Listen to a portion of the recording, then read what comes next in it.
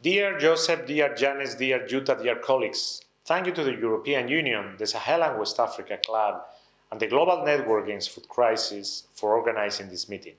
It is very timely to follow up to the General Assembly of the Sahel Alliance that I presided earlier this week in Madrid.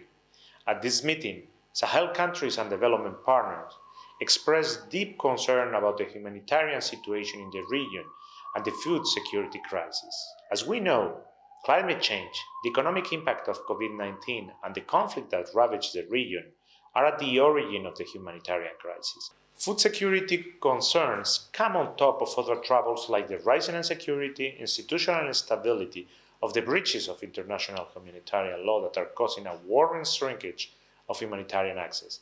We add to this dramatic context the effects of the war in Ukraine on food security, and particularly over the most vulnerable populations.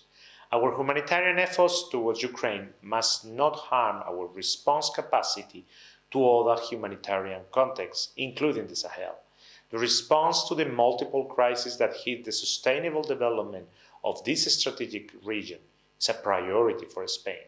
The Sahel is a priority region for our development cooperation actions, which includes annual funds.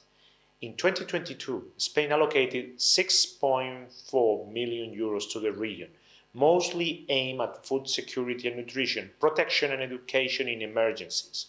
At least €2 million will go directly to organizations addressing the food crisis in the Sahel, such as the World Food Programme and UNICEF.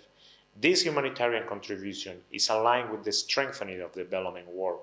We must address the immediate crisis without forgetting that sustainable development is key to preventing conflict and further crises. This includes supporting effective policy on environment and climate change, health systems, institutional strengthening, and the promotion of women's rights and gender equality.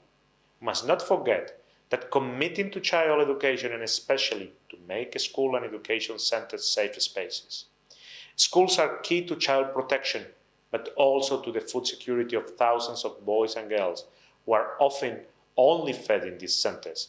In the last decade, Spain has devoted over €800 million in contributing to sustainable development on these areas in the Sahel.